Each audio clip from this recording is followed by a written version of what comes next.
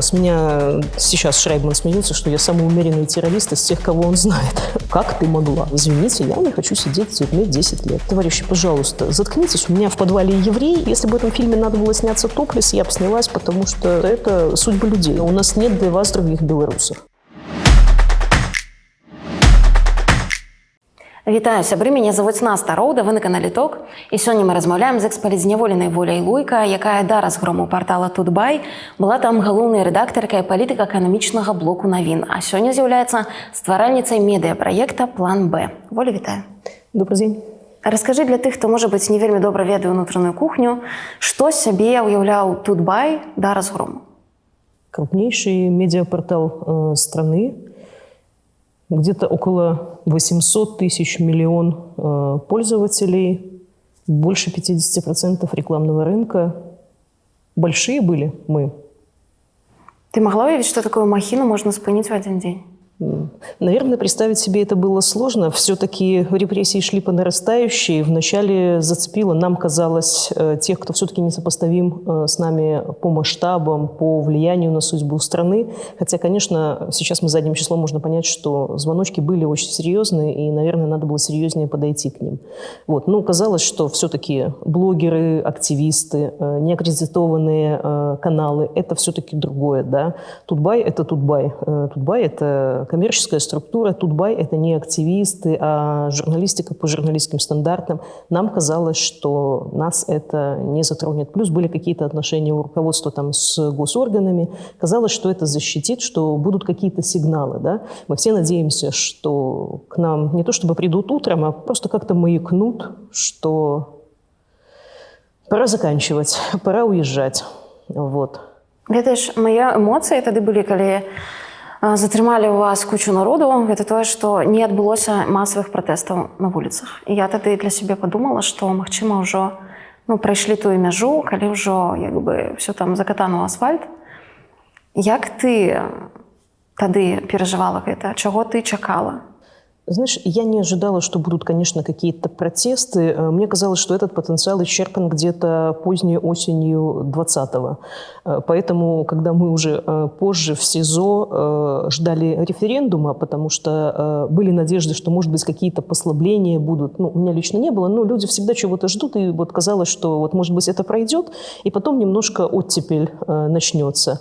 И мы между собой обсуждали, слушай, вот сейчас же уже точно никаких не будет протестов, выступлений, там, акций никаких. Все понятно, да, все уже сидят, все уже получили дикие сроки. И нет, после 4 дня после референдума к нам приводят новеньких, которые там писали письма и что-то еще делали под референдум. То есть отчаянные люди остаются, но мне было понятно, что никаких массовых акций не будет, и слава богу, потому что нет смысла увеличивать число заключенных, увеличивать объем страданий. Так не решаются эти вопросы. Это было уже понятно, что улица ничего не решает. Што Тутбай значыў для цябе? Як шмат гадоў ты аддала гэтаму порталу? Получается, что работала я с 9-го года. Это, получается, 11-12 лет. Фактически это выросло все при мне. И я помню где-то 12-й год, когда мне, как редактору экономического отдела, поставили задачу, улучшить отношения с ГОСами, построить отношения с крупным бизнесом и сделать нормальную бизнес-часть портала. Я была в легком шоке, потому что, товарищи, мы, конечно, от почты уже ушли довольно далеко. Но до качественного экономического издания нам казалось, что прям еще идти и идти, да, то есть кто будет со мной общаться, если меня не зовут там ни в правительство, ни в Нацбанк, ни на какие официальные мероприятия, я молчу уже про дворец того, кого надо называть чаще и чаще из большой буквы. Мне казалось, что это нерешаемая задача. Но прошло буквально год-два, и мы эту задачу решили. Мы вполне построили нормальную часть, вот эту вот бизнес-экономическую. Мы построили отношения с ГОСами. У нас была репутация нормального, взвешенного издания, которого можно пригласить, извините, и в президентский дворец, и в Нацбанк, и в комитет госконтроля, и рассказать какие-то вещи, мы сделаем из этого нормальный продукт. С учетом и целей госорганов тоже. Отношения были реально хорошими. Вот. Поэтому была надежда, что, ну, не только у меня, естественно, это у всех было, и задача стояла общая. И если кто-то пытался, допустим, какие-то активистские идеи продвигать, нам всегда четко Юрий Анатольевич говорил, что, ребят, это коммерческий проект, это журналистский проект, а не активистский. У нас есть стандарты, мы не можем продвигать какую-то одну повестку, там, политической партии или кого-то еще. Поэтому, собственно, часто нам доставалось и от оппозиции, потому что мы недостаточно радикальные, ну и от власти, собственно, тоже. И это был такой хороший сигнал сбалансированной позиции. Да? Если ты написал о конфликте, тебе через 10 минут позвонили и обматерили обе стороны конфликта, значит, работа сделана хорошо, значит... Все, кстати, достаточно часто так бывало, а потом через сутки двое, обе стороны звонили и говорили, знаете, а, наверное, неплохо получилось, да, потому что конфликт удалось каким-то образом перевести в иную плоскость. Вот, поэтому мы старались удержаться, чтобы было остро, но за грань никогда не заходить. Если такие какие-то попытки были, всегда был Зиссер, который говорит, что, ребята, это коммерческий проект, это бизнес, это 300 человек работающих. Если вы чувствуете в себе активиста или кого-то еще, активизму было не место, личным интересам тоже. Был коммерческий проект, успешный, были правила работы и стандарты журналистики, которые старались соблюдать. Прапаганда не рассказала, что калі быў жывы Зісер, то ў 2020 годзе Тутбай дзейнічаў бы зусім инакш. Что ты думаешь про это? Возможно, это сложно судить. Я думаю, что по-другому было бы с нами, если бы Юрий Анатольевич был жив. Ну, с протестами это никак не связано. Просто он знал, как работает эта схема, когда закрывают всех твоих сотрудников, что от тебя ждут и как с этим действовать. Это моя тема. Я как бы таких кейсов видела несколько вот полностью, как люди проходили, как наши крупные бизнесмены выходили из этой ситуации. Это дорого, довольно долго, но обычно все оказываются на свободе. Вот. Здесь получилось как получилось. Что было бы в 2020 году, мне сложно сказать, потому что 2020 года никогда не было на самом деле. До этого не было ничего похожего по масштабу. Я помню, как все были очень скептичны, когда Бабарико сказал, что он будет кандидатом, и все начали считать, что он не соберет эти 100 тысяч подписей никогда от слова совсем. Да? А когда он собрал в разы больше, стало понятно, что масштаб совершенно иной. Поэтому я не думаю, что тут можно сказать, как вел себя бы портал Тутбай. Тем более, что портал Тутбай – это люди, и, возможно, если бы наших людей не начали задерживать буквально, не с первых, с сентябрьских акций, начиная, наверное, с марша студентов, возможно, и мы были бы там чуть дольше, более лояльны, верили бы в какой-то там более... собственно, что можно было верить после, допустим, 16 августа? Да? Мы понимали, насколько нас много, мы понимали, как проголосовали люди, и речь только шла о том, в какой форме может быть транзит. Понятно было, что транзит должен быть. Поэтому я не думаю, что личность Зиссера тут повлияла бы. Возможно, портал действовал бы как-то иначе, возможно, он бы сохранился, как сохранились наши коллеги, которые остались работать в стране. Это нормальная позиция, это нормальная бизнес-позиция. Люди спасают бизнесы, люди спасают людей, люди спасают рабочие места. Я это прекрасно понимаю. Получилось, как получилось. А ты разумеешь, чому тебе взяли? Потому что, принаймні, збоку виглядало, що ти відказна по економіці, чому ти трапила в закладниці? Слушай, мне сложно сказать. Возможно, потому что я достаточно заметный человек, который, допустим, подписывался своим именем, когда многие уже не подписывались. Не знаю, мне сложно судить. Я как-то свою роль в истории оценивала скромнее несколько, чем меня оценило государство. Я себя чувствовала немножко Гарри Поттером, да, когда он назначил тебя, отметил тебя как равного себе. Да? То есть, когда тебя называет государство террористом, ты и выделяя среди миллиона человек, да, ты думаешь, ого, это я? Вы не ошиблись?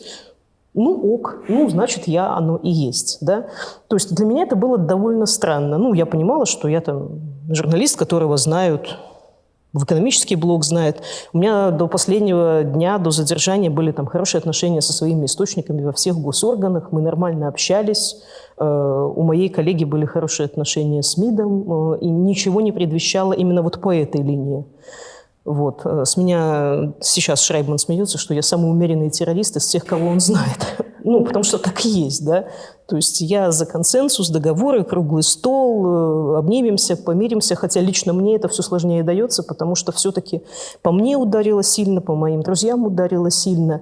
И если я раньше чувствовала в себе вот это, что там, а давайте все-таки сядем за круглый стол, там надо всех назвать, всех простить, вот как-то с годами все меньше. Это у меня склонности. Я чувствую, что мне за этим столом уже будет не место, я не смогу уже спокойно, непредвзято, значит, тех, кто надо мной издевался, как-то вот так вот прощать и лобызать. Хотя на самом деле сейчас мне кажется, что точка невозврата еще не пройдена.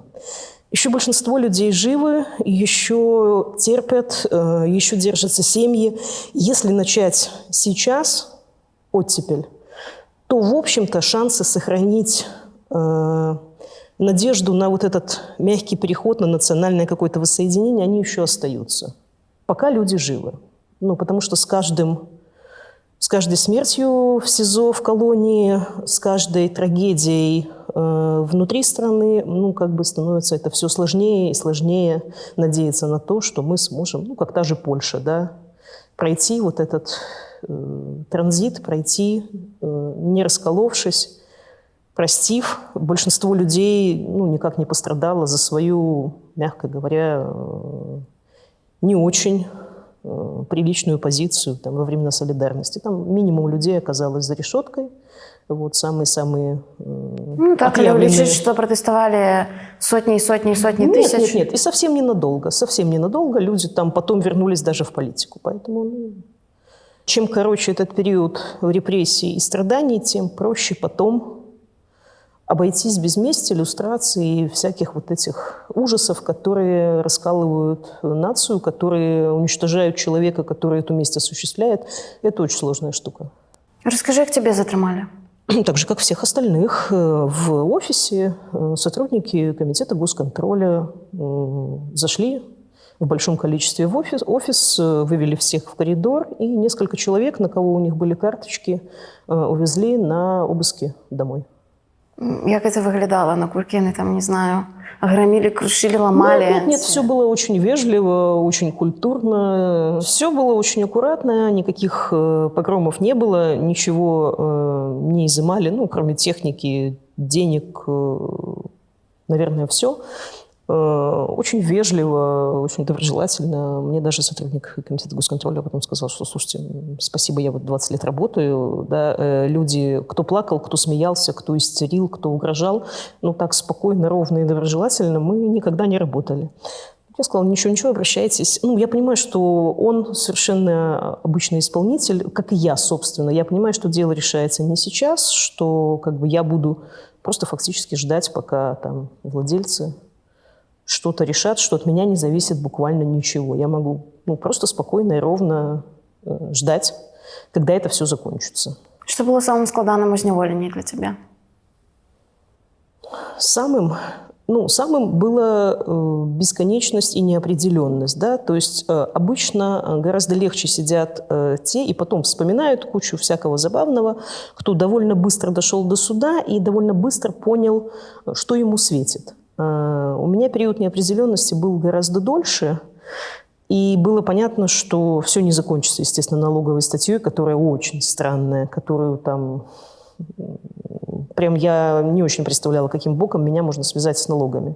Ну, правильный ответ – никаким, потому что журналист не имеет отношения к уплате налогов компании и не может иметь с никакими своими текстами, никакими своими...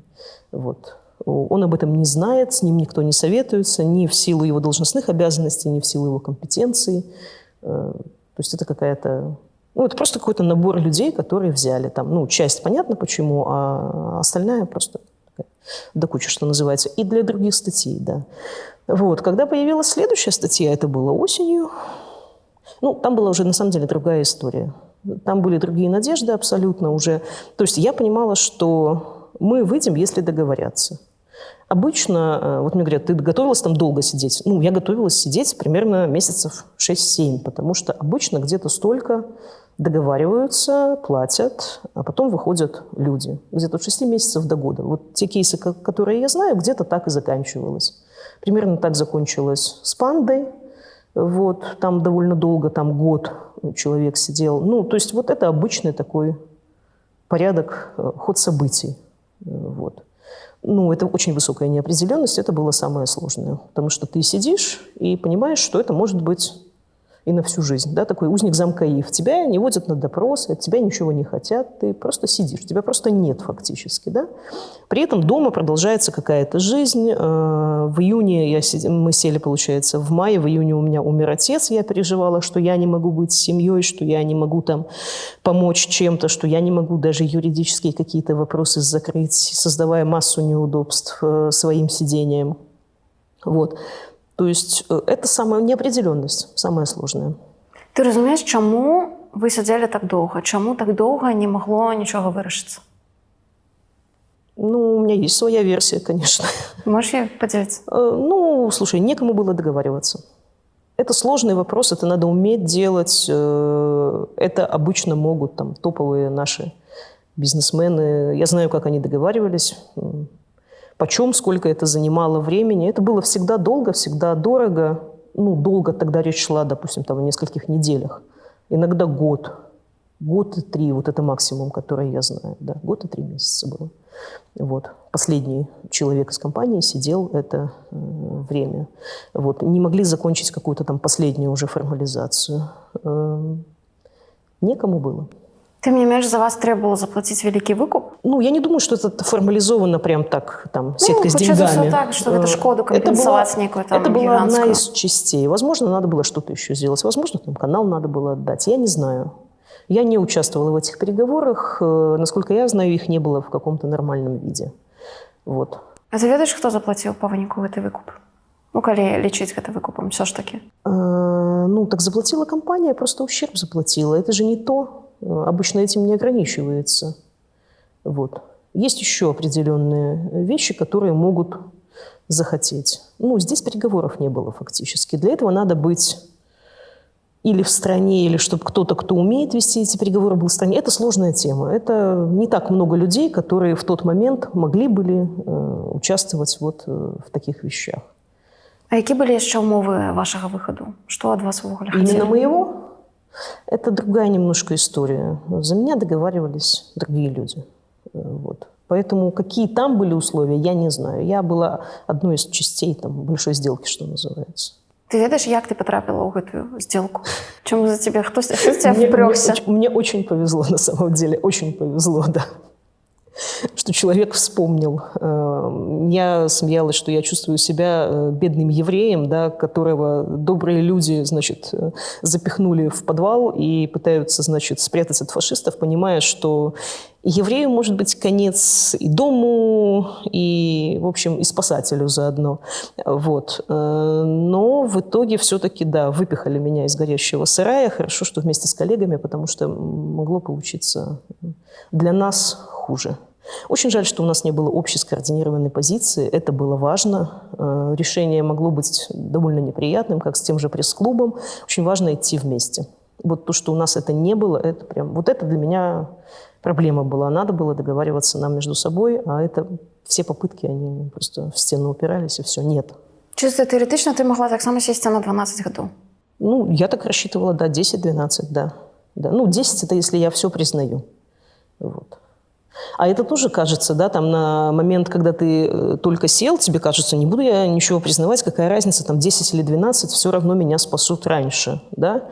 Но опыт показывает, что потом это может стать важным, да, как даже Ксения Луцкина, с которой мы сидели в соседних камерах, которая говорила, что неважно, сколько я ничего не признаю, а потом пришлось менять концепцию, потому что когда ты понимаешь, что это надолго, и что никто сильно там тебя спасать не будет, тогда надо пытаться минимизировать этот срок. И я очень надеюсь, что у нее получится, потому что все-таки ребенок маленький и тяжелое физическое состояние у нее. Все это время, что мы сидели, ее водили на уколы прям дважды в сутки. И понятно было, что ей надо как-то решать этот вопрос. В том числе соглашаясь. Что от нее хотели, я не помню. Сотрудничество со следствием, признание вины, что-то еще. Нет вопросов. За вас з Леной Толкачовой поручиліся Варнецкі, Прыгерман і Швец, што было, ў прынцыпе, навіной, што яны гэта зрабілі ў 2022 годзе, калі ўжо ясна было, чым гэта ўсё можа скончыцца для іх. Як яны адрэагавалі, калі вы ўсё ж такі выехалі з Беларусі? Што я так разумею, яны гарантавалі, што вы застанецеся ўнутры краіны. Нормально. Нормально. Отличные мужики оказались. Они все поняли. Ты адчувала нейкую, не знаю, там, адказнасць, віну перад імі? Ну, вину, наверное, нет. Я понимала, что они получат только штраф. Ну, не было у меня другого выхода. Если бы он был, я и так максимально долго оставалась в стране, пытаясь решить вопрос другими способами, в том числе, чтобы не подставлять тех, кто мне помогал.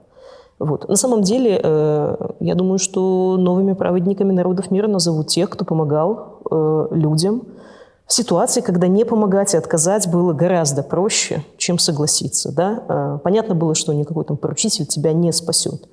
Но, в общем, от этого им ни славы, ни пользы никакой не было. Да? Еще и написали там про все их грехи в прошлом, да? Вспомнив какие-то там странные поступки, какие-то там неоднозначные действия. Знаешь, нам помогало очень много людей, которые названы и называются сейчас неоднозначными, спорными или еще какими-то. Да? Хорошо быть однозначным, когда ты в Фейсбуке вещаешь. Да? А когда ты внутри страны пытаешься прятать в подвале еврея, да, ты не можешь об этом написать в Фейсбуке. Ты не можешь в Фейсбуке сказать: товарищи, пожалуйста, заткнитесь, у меня в подвале еврей, и если я сейчас что-нибудь скажу, то за ним придет гестапо. И все. Занят я, занят. Нет, они все были какими-то такими сомнительными, да. При том, что спасибо им большое, их не пришлось там как-то сложно уговаривать. Вот, это все было из серии «Мы вас знаем, мы сказали, мы сделаем». Вот. Хотя соскочить, и соскочило очень много людей. Предлагали ведь не только им. Вот. В том числе соскочили те, кто там очень громко и звонко выступал. На тот момент они уже не так звонко выступали. Я имею в виду, кто выступал там в 21-м, в 22-м оставался в стране и не согласился. Вот. Як ты прымала рашэнне, што будзеш з'язджаць з Беларусі? Я знала сразу, что мне придется уехать. Мне сказали, что это рычаг давления, поэтому тебе придется уехать, потому что это будет... В любой момент тебя могут дернуть, вот, и придется опять тебя спасать. Як тэхнічна ты гэта рабіла? Наколькі быў спакойным твой отъезд? Знаешь, неспокойный был отъезд из Беларуси в том плане, что я волновалась. Спасибо Андрею Стрижаку, он очень четко с нами со всеми работал, он понимал, что мы там террористы, подписка о невыезде, все такое. Вот. Самое страшное было выехать из страны. Дальше было все проще, хотя, честно говоря, такой объективно самый страшный момент был, когда мне сказали, что, слушай, маршрут хороший, все должно быть хорошо, обычные риски по этому маршруту мы оцениваем в 5%, твои личные в 30%. И тут я такая по стенке сползла, говорю, это очень много. 30, это как с 3-го этажа прыгать, извините.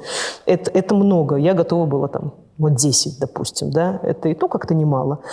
Вот. Проблема еще в том, что второй раз сидеть сложнее, чем первый. Это как второй прыжок с парашютом, да. Первый ты не знаешь, что тебя ждет, ты просто идешь, потому что, что все прыгают, и я прыгну, да. А второй ты четко понимаешь, что тебя там ожидает. Вот. И очень не хочется. Поэтому выезд из страны был такой достаточно нервный. Хотя, на самом деле, я уже тогда чувствовала иронию ситуации. Я ехала в маршрутке, это было очень смешно. Значит, был водитель, 2 россиянки без документов вообще, просто совсем без документов, и 10 щенков бигля с поддельными паспортами. И я. Прям Dream Team такая. Вот. Девушки проходили границу с Россией в багажнике микроавтобуса, лежа, без курток, потому что они не помещались туда вдвоем в куртках. Вот. Щенки вели себя смирно. Я тоже. Вот. На самом деле я волновалась, естественно, но как-то без каких-то сильных таких эмоций. Как-то я верила, что все получится, все хорошо. За меня волновались другие люди. Як твоя семья пережила твое зняволенне? Они большие молодцы, на самом деле. У них хватило сил, выдержки. Очень я рада, что нашлись люди, которые крепко-крепко помогли. Я не ожидала, что они прям впишутся так, в том числе бизнесмены, которыми я там занималась много лет, что они прям лично поучаствуют в этом. Это была очень большая помощь, потому что ни одна семья не тянет политзаключенного за обычную белорусскую зарплату. У меня совершенно простая семья, ресурсный человек в семье была я, и ресурсы у меня были очень ограниченными. Вот. Поэтому они молодцы, передачи, адвокаты, все было там закрыто в полном объеме. Ну, опять, понятно, что не своими деньгами. Адвокаты трижды в неделю не может себе позволить обычный политзаключенный. Это очень важно, чтобы сохранять здравый смысл, чтобы не расклеиваться, чтобы знать новости из дома и чувствовать, что как бы не загоняться какими-то домашними там негативными новостями. У меня в тот момент и мама болела тяжело, сестра старшая проходила химиотерапию. Я постоянно нервничала, что там как анализы, как госпитализация, вышли на 2-й курс, вышли на 3-й курс. То есть я постоянно дергалась из-за каких-то вещей. Это получалось, что это занимает прям 100% времени у тебя. Там все равно больше делать нечего. И ты сидишь, только загоняешься какими-то вещами. Частое посещение адвоката позволяло все-таки держать руку на пульсе и как-то контролировать эту ситуацию. Вот. Ну, плюс нормальное питание, потому что если нет ресурсов этих, то питание тюремное, оно такое прям совсем никакое. Не все могут это есть, не все готовы к этому. Вот. Что еще по домашним? Ну, выехали со мной все, тоже обсудили ситуацию, поняли, что других вариантов нет. Тогда мы не увидимся, возможно, никогда. Ну, хотя на самом деле все никогда, они такие не навсегда. Вот те ребята, которые меня сажали на ту самую маршрутку, мы с ними прощались прям навсегда, а сейчас оба они здесь уже. Вот. Ну, так вышло. Они на тот момент не собирались ехать. Вот. И мы понимали, что это надолго или навсегда. А сейчас оказалось, что все тут. Як яны справляются з эміграцыяй цяпер? Домашние мои лучше меня, наверное, адаптировались, потому что у меня такая довольно дурацкая профессия. Да? Я с 2020 года все мечтаю закончить электоральный цикл и найти нормальную работу. Но пока нет. Вот. Домашние мои имеют, сестра и муж имеют мирную профессию химиков. Муж сразу устроился здесь. Сестра в декретном отпуске. Вот племяннику будет 2 года весной. Надеюсь, что и она тоже найдет работу. Старшая племянница ходит в школу, замечательно. Ну, в общем, то есть им проще. А бабушка, конечно, самое сложное было бабушку вывести. У меня здесь многие люди спрашивают, не как ты выехала, не как там это, а как тебе удалось маму вывести 76 лет. Ну, оставить ее там одну было никак. Вот. Ну, а что мама? Да, мама, как мама, поехала за нами, как жена декабриста. У мамы здесь те же внуки, Катя, Витя. Вот все как бы суп, школа, кружки. То есть вот это дорого, но в целом, наверное, эмоционально так легче, чем постоянно переживать за то, что с ними там делается, кто к ним пришел, на какой их допрос опять вызвали и так далее. Это же люди совершенно далекие от всего этого. Они, извините, штрафы за неправильную парковку ни разу не получали, и скорость, наверное, 1 раз в жизни превысили. То есть для них эти все допросы, это прям было стресс и какое-то совершенно непонятное мероприятие. Вот, поэтому нормальную жизнь там построить им было нереально пока. Вот. Ну и в экономическом плане здесь все-таки заметно лучше. По их профессии возможностей гораздо больше. Вот, поэтому я боюсь, что мне-то возвращаться придется, когда и если это все закончится. Они наверняка останутся все-таки. Ты только что сказала про то, что с 2020 года хотела бы скончить электоральный цикл, знайсці нормальную работу. Ты не першы раз, до речі, про гэта говориш. Я памятаю, дзесьці ці ў пасце, ці ў інтэрв'ю сваім ты уже казала калісьці про гэта. Чаму ты хотела завершить журналистскую карьеру? Слушай, потому что мне на тот момент было там 43, сейчас 45, и я понимаю, что раньше или позже это надо сделать.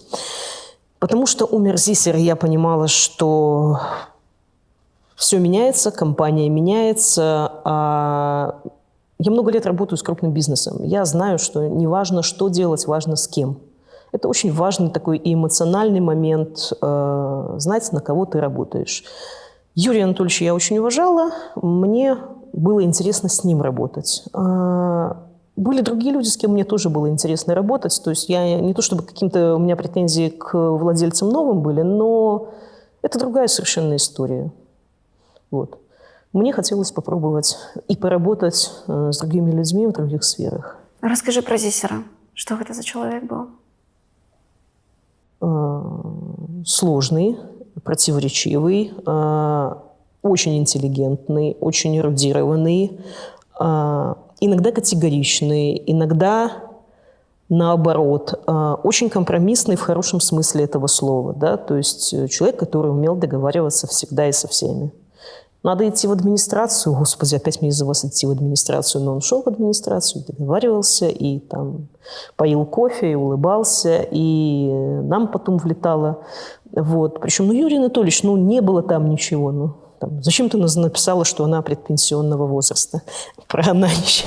Да, говорю, я не писала. Я написала где-то внизу в бэке, что ей там, по-моему, 2 года до пенсии. Как ты могла такое о женщине написать? Я же не о женщине, а о чиновнице написала. Как-то странно. Это такая, в общем-то, важная информация, когда тебя назначают на ключевой пост.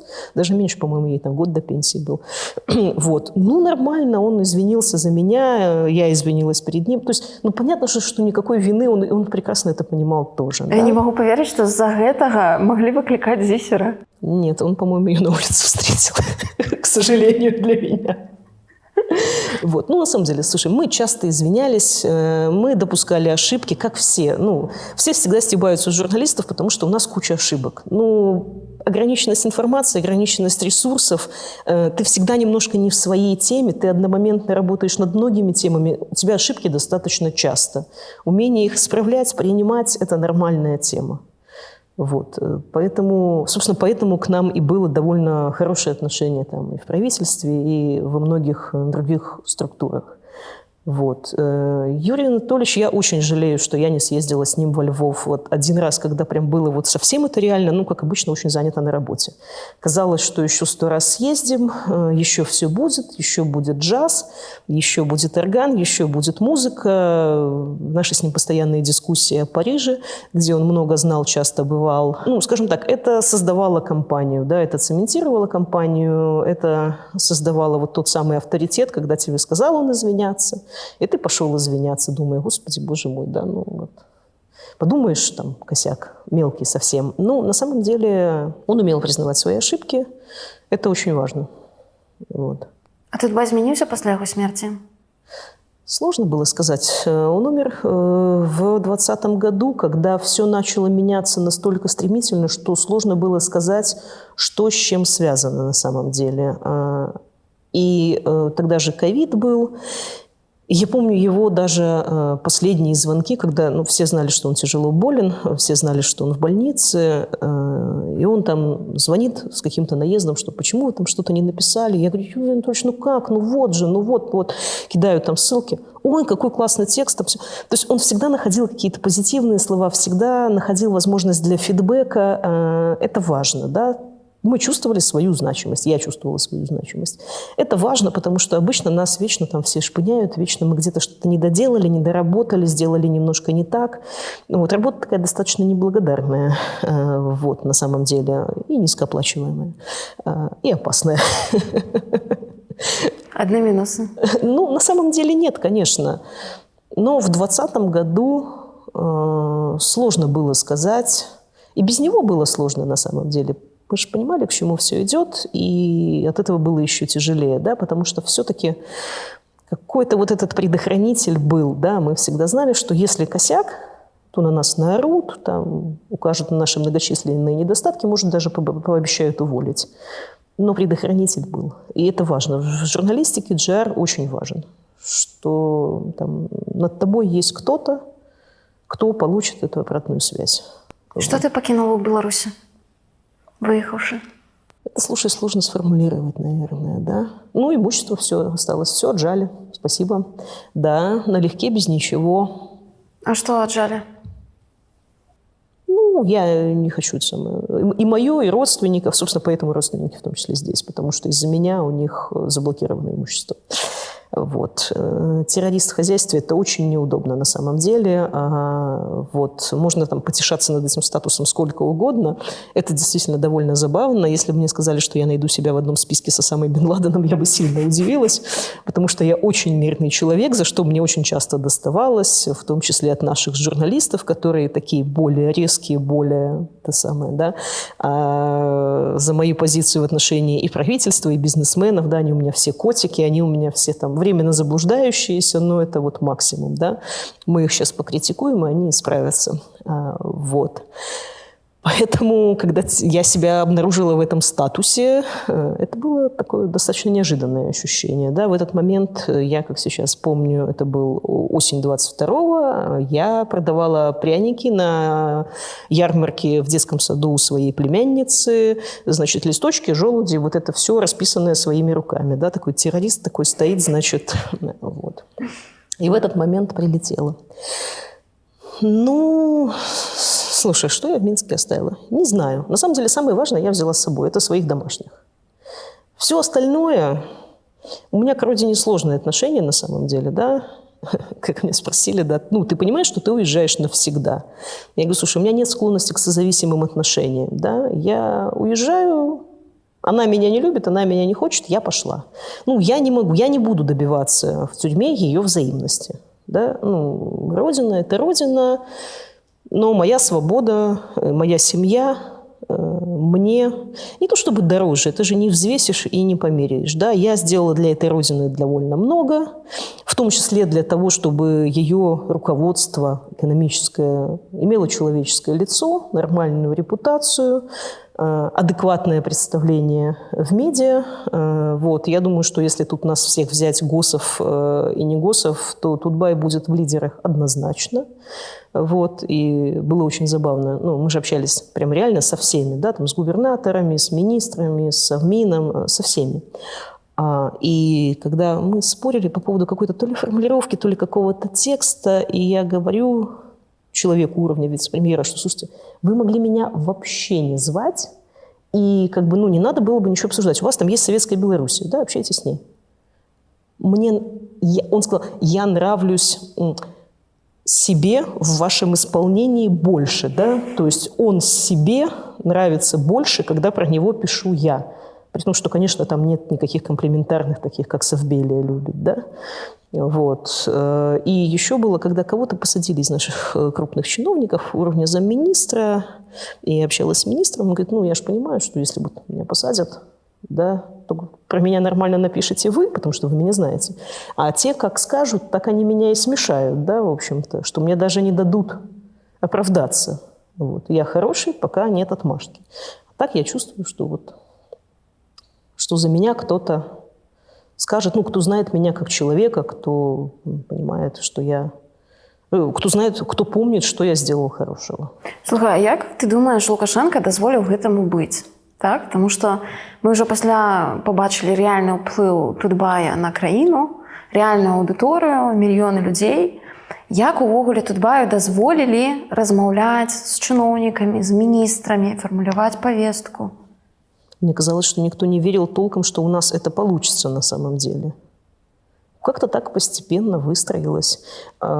Здесь очень большой провал госсми на самом деле. С их мощью, с их ресурсами иметь нормальные медиа и нормальную коммуникацию было очень легко.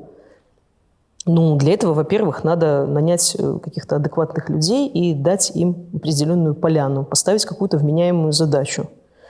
Все работают на одного зрителя, в этом вся проблема. Это знают все чиновники, это знают абсолютно все. Да? Даже комитет госконтроля, когда им надо было рассказать про свои очередные мегауспехи по поимке какой-то там крупной финки, которую они раскрыли, они звонили Тутбаю. Я говорю, так а что не Совбелия? Совбелию мы пошлем пресс-релиз. Ну, давай они сделают там тоже какой-то текст. Нам важно, чтобы это было интересно и красиво и читаемо. Ну, сами виноваты. Сами проспали повестку. Ну, мы же не виноваты, что мы такие умные, красивые и талантливые. Вот. Ну, серьезно, мы же все помним, с чего начинался и Тутбай, да и наша Нива тоже. Да? Ну, мы реально заняли ниши, которые могли занять белорусские СМИ с их ресурсами. Они проиграли и нам, и российским медиа, причем по всем фронтам. Ну, возможно, один зритель считает, что это ок, но мне кажется, что даже он начинает что-то подозревать, потому что вот эти требования там не врать и все такое. Вот. Не все могут воспринимать информацию в стилистике Озаренка. Если ему лично это нравится, надо понимать, что есть еще множество людей, кто просто такую стилистику не воспринимает. Мне все равно, он за меня или против меня вещает. Я просто такое не слушаю. Ну, не могу. Вот. У меня организм не принимает. Вот, поэтому сами проспали повестку. Сябры, калі вам падабаецца гэтае відэа, калі ласка, пастаўце нам лайк. Так больш беларусаў змогуць пабачыць нашы гутаркі ток. Таксама нагадаю, што у нас з'явілася функцыя супер дзякуй. Гэта значыць, што проста на Ютубе вы можете нам падзякаваць рублём. Будзем вельмі ўдзячныя за гэта. Таксама вы можете падтрымаць план Б, гераіні якога сёння з намі размаўляем. Таму можете перайсці па QR-кодзе, які бачыце на экране, альбо па спасылцы ў апісанні і падтрымаць донатам план Б. Дзякуй вам, што вы з намі. Твой удзел у фільме «БТ» – это была абавязковая мова вызвалення твайго? Не совсем так. Это была часть сделки. Без этой части сделки не была бы реализована вторая ее часть. Я там не хочу вдаваться в подробности. Расскажи, как все отбывалось по этих сдымках. Вот, значит, вызвали Следственный комитет, значит, сказали, что, значит, Ксения Петровна Лебедева будет, значит, вести беседу. Спасибо Ксении Петровне, она была очень вежлива, очень культурна, я бы сказала, даже несколько участлива. Вот. Человек в стрессе, когда записывает такие штуки, поэтому это было важно, да, то есть она играла хорошего полицейского, вот, следователь, сотрудник КГБ, Ксения Петровна и ваш покорный слуга. Вот. Ну, на самом деле это было неприятно, но не критично в том плане, что я знала, что стоит на кону. На тот момент, если бы в этом фильме надо было сняться топлес, я бы снялась, потому что это судьбы людей, да, и не только мои. Вот. Я знала, что за эту возможность как бы заплачено дорого, это было очень сложно, и как бы я не могу соскочить. Другой такой может не быть. Это точно, другой такой точно не будет. Это вот один раз такой шанс. И очень важно как бы понимать, что это шанс один. Да? И важно понимать, что если ты в компании сидельцев не один, от этого зависит не только твоя судьба. Вот. Поэтому тут важно было не нервничать. Вот. Те, кто мною занимался, они нервничали больше меня. Они спрашивали, там, зайдешь, напиши, выйдешь, напиши. Ты там не очень... Я не очень волновалась. Это как бы такая неприятная часть. Вот. При том, что там большая часть вещей такая, какое-то обычное бухтение наемного работника. Да? Там было, что вас не устраивало? Ну, конечно, было. Конечно, было. От зарплаты до загрузки. Ну, как бы... А о чем это свидетельствует вообще? Да ни о чем. Ну, серьезно, ни о чем. Вот. Там расходились во взглядах, да, расходились. Так мы постоянно расходились во взглядах, и сходились, и ругались. И если бы сейчас мы обсуждали судьбу политзаключенных, мы бы тоже наверняка с Мариной разошлись во взглядах, и, возможно, даже насмерть поругались. Я очень хочу, чтобы такая возможность была, да, чтобы эти люди вышли, а дальше мы уже, слушайте, сами разберемся. Да. Возможно, действительно насмерть разругаемся, потому что кто-то считает, что до победы надо сидеть, кто-то считает, что надо торговаться любой ценой за каждого, за кого возможно. Ну, это нормально. Расходиться во взглядах – это нормально. Вот. Иметь друг к другу претензии, обиды – это тоже нормально. Вот. Тебе там давали некий текст, который ты повинна зачитать, ці там поинты? Треба сказать мне подсказывали периодически. Мне сказали, ты же сообразительная, вот соображай. Ну, я соображала, как могла. Меня хватило, наверное, минут 40. Вот. А потом, значит, на каком-то вопросе, который Ксении суфлировали, по-моему, это был вопрос, как повлияло вступление Тутбая в ПВТ на протестную активность. И вот тут я поняла, что на этом, наверное, мои таланты и фантазия просто исчерпаны. Я не знаю, что ответить на этот вопрос. Я спросила, чью? И повисла пауза, где никто не мог сообразить, действительно, чью? Ну, то есть вопросы такие, ну, я не знаю. Да, там. А если был бы Зисер, были бы протесты? Ну, я не знаю. А если бы Бабарика зарегистрировали кандидатом, да, стал ли бы он президентом? А какой смысл в таких обсуждениях? Я не умею абстракции такие обсуждать. Вот, поэтому, подсказывали, конечно, подсказывали иногда. Потом даже переписали, потому что я очень волновалась в тот день. На это были свои особенные обстоятельства. Вот. Сколько должились здымки? Слушай, меньше часа, наверное, минут 40-45. Вот. Ну, на самом деле, ты же не очень понимаешь, что они от тебя хотят, потому что совершенно абстрактные... Ну, я придумала себе состав преступления сама. Ну, серьезно, потому что мне адвокат сказал, мне сказали, ты сообразительная, быстро соображай. Я не умею уклоняться от уплаты налогов, потому что я их не умею платить. Я об этом писать умею. А как это физически, как я могла способствовать, у меня фантазия, не настолько Вот. Ну, я способствовала путем написания хороших статей о ПВТ. Ну, я честно сказала, что, ребят, если меня спросят, каких статей, я затруднюсь ответить. И в деле никаких статей нет. Ну, слава богу, хватило вот моего признания, что я помогала писать путем, значит, написания хороших статей о ПВТ. Где они статьи, какие они, хорошие ли они, это вообще никого не интересовало.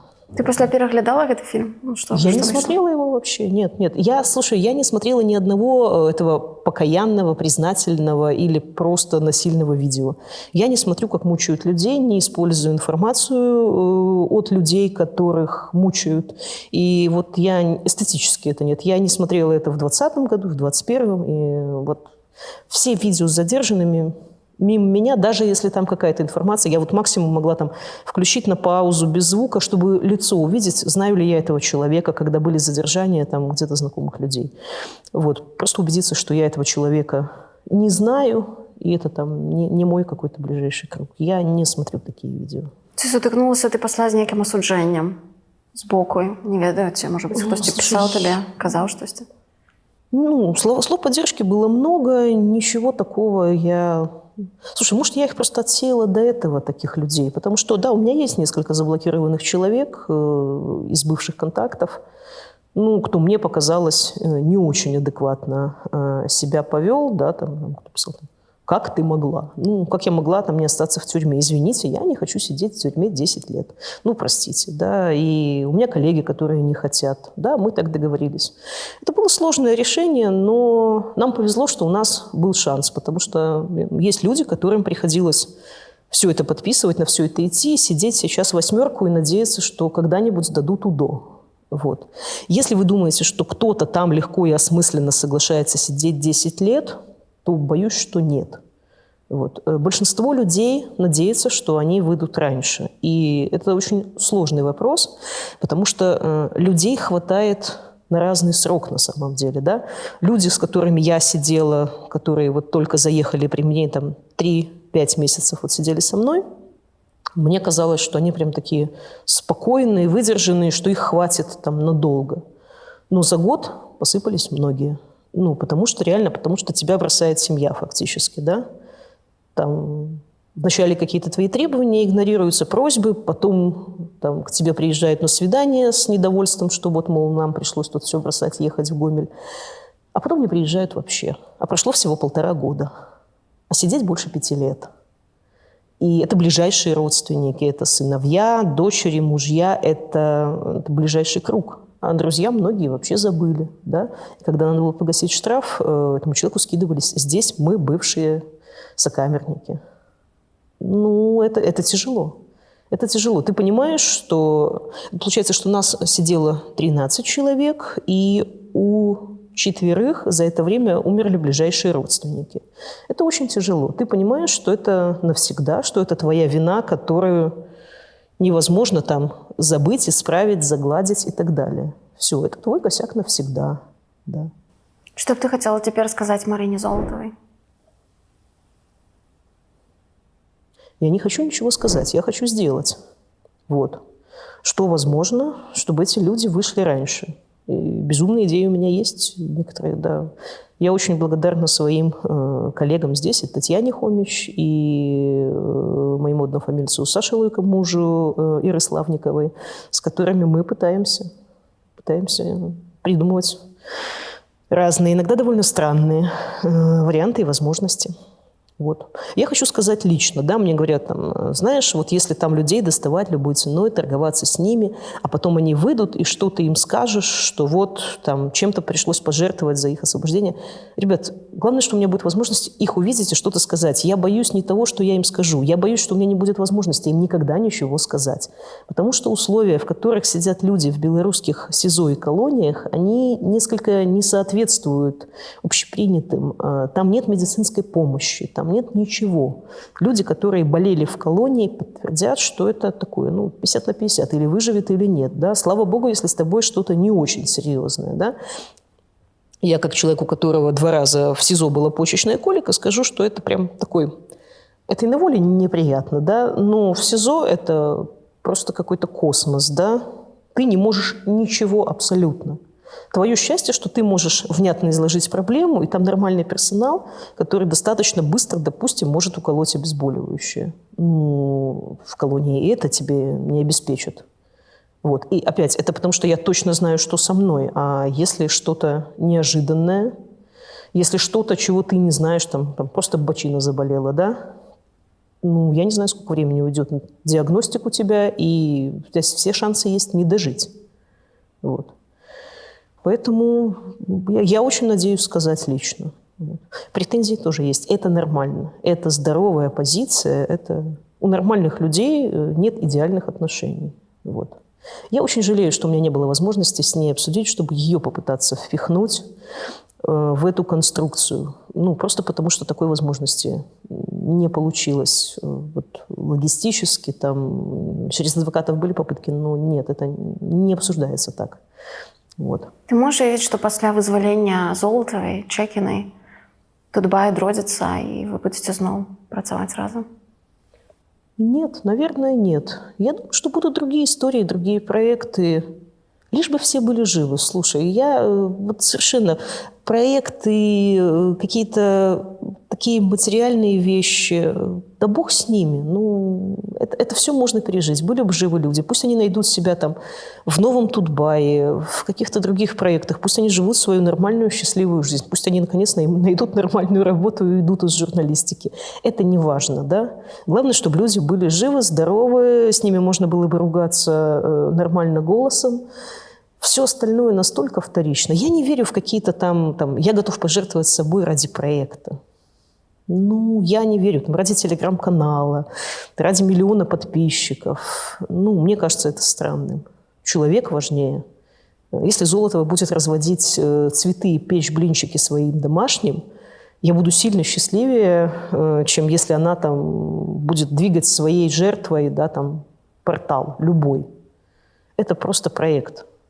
Это важность человека, личности гораздо больше, чем одна какая-то ее часть профессиональная. Не могу думать об этом. Мне как-то даже, не знаю, не очень интересно. Чому, опинувшися ў бяспецы, ты не пайшла працаваць на «Зеркало», якое стало пераемником Тутбая? Ну, меня туда никто не приглашал. Як ты думаешь, чему так отбылось? Не знаю, я думаю, что у меня какие-то другие планы, задачи и так далее. Ну, у меня планы были разные такие, не было конкретики какой-то такой.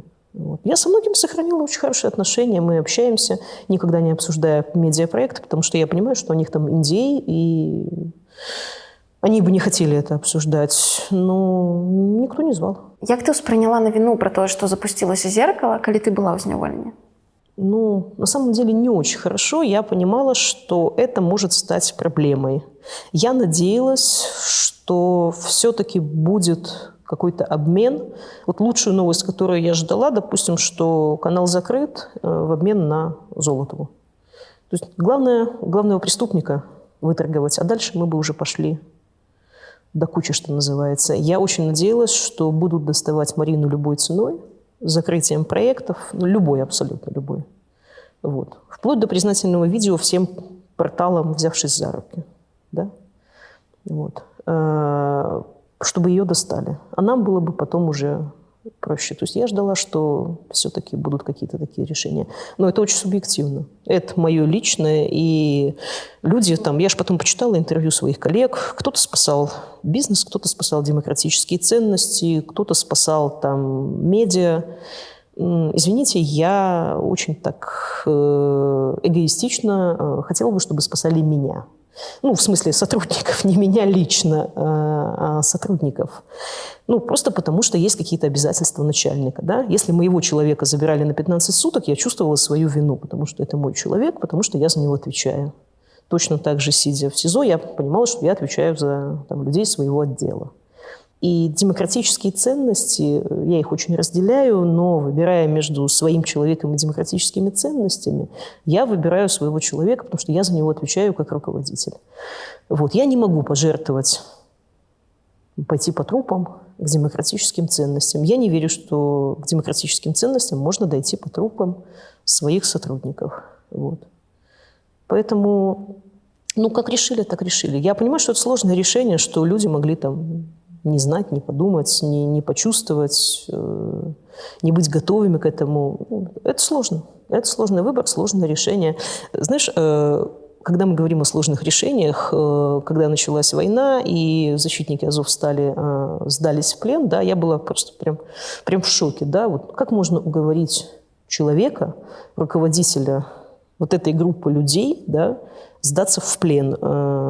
Ты солдат, ты воюешь с оружием в руках. Если ты умрешь с оружием в руках, ну, такая у тебя работа, да? Тебе говорят что-то, и ты сдаешься в плен. Ты понимаешь, что тебя там убьют, причем тем способом, который тебе, скорее всего, сильно не понравится. Я не верила, что их возможно обменять, и никто не верил, наверное, да, что вот эту 5 командиров Азовстали смогут на кого-то когда-то обменять. Я была уверена, что они спасали каких-то своих коллег, понимая, что их лично убьют. И когда их смогли обменять и сказать, что вы герои Украины, нам нужны живые герои Украины, ух ты! Живые герои Украины – это очень круто. Я не знаю, как их убедили сдаться, потому что в тот момент я бы понимала, что лучше погибнуть героем, чем погибнуть в российском плену каким-нибудь совершенно жутким способом. Но видишь, люди нашли слова, люди нашли способы, люди нашли инструменты, люди нашли Абрамовича, Эрдогана и очень сложную схему, и Медведчука, конечно. Но я знаю наш большой бизнес. Да? Они умеют договариваться, они умеют делать сложные сделки, которые все говорили, это невозможно никогда. Все возможно. Нет ничего невозможного.